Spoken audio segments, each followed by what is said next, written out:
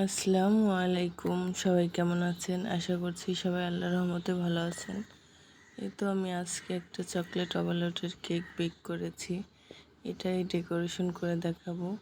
এখন আমি চুলায় বেক করে নেব। এই তো মাশাআল্লাহ কত সুন্দর ফুলে উঠেছে। গানাশ করার জন্য এখানে আমি চকলেট ক্রাশ করে নিয়েছি।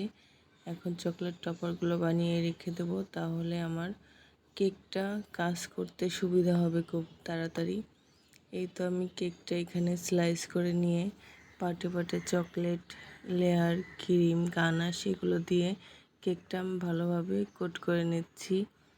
আর এটা যেহেতু চকলেট ওভারলোডের কেক, এই জন্য ভিতরে বাহিরে অনেক চকলেট থাকবে।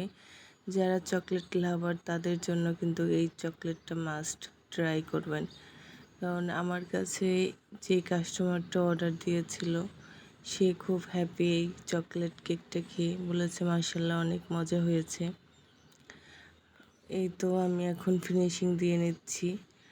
এখন ফিনিশিং দেওয়া হয়ে গেলে এই চকলেটের টপারগুলো আমি উঠিয়ে নিচ্ছি। এটা আমি ফ্রিজে রেখে সেটিং করে নিয়েছি।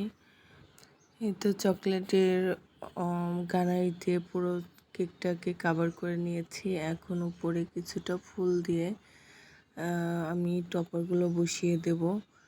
এই তো এইভাবে টপারগুলো বসাচ্ছি। আর চকলেট ওভারলোড কেকে কিন্তু অনেক চকলেট থাকে। এই তো সবগুলো আমার বসানো হয়ে গেছে। মাঝখানেও আমি কিছু চকলেট দিয়ে দেবো, কারণ চকলেট আরও দিলে আরও ভালো হয়।